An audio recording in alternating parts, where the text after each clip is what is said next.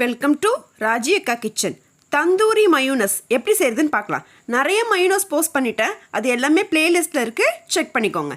தந்தூரி மயூனஸ் செய்கிறதுக்கு காஷ்மீரி ரெட் சில்லியை வெந்நீரில் ஒரு 10 நிமிஷம் ஊற வைங்க.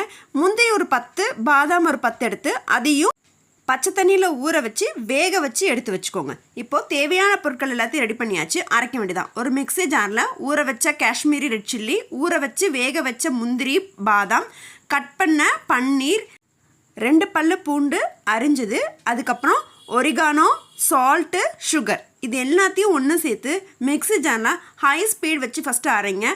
நல்லா அரைஞ்சி பேஸ்ட் ஆனதுக்கப்புறம் பால் காய்ச்சி ஃப்ரிட்ஜில் 1 மணி நேரம் சில் பண்ணி வச்ச பால் கொஞ்சம் கொஞ்சமாக சேர்த்து அரைக்கும் போது நல்லா மயூனஸ் கன்சிஸ்டன்சி வர ஆரம்பிச்சிடும். அதுக்கப்புறம் கொஞ்சமாக ஆயில் சேர்த்து அதையும் அரைக்க ஆரம்பிச்சிங்கன்னா நல்லாவே மயூனஸ் கன்சிஸ்டன்சி வந்துடும். சப்போஸ் உங்களுக்கு பன்னீர் வேண்டாம், எனக்கு முந்திரி பாதாம் வேண்டாம் அப்படின்னா ஊற வச்ச மிளகா, பால், எண்ணெய், பூண்டு, மிளகு, உப்பு, ஜீனி இதை மட்டும் போட்டு அரைங்கினாலும் இன்னும் டேஸ்ட் டிஃப்ரெண்ட்டாக இருக்கும்.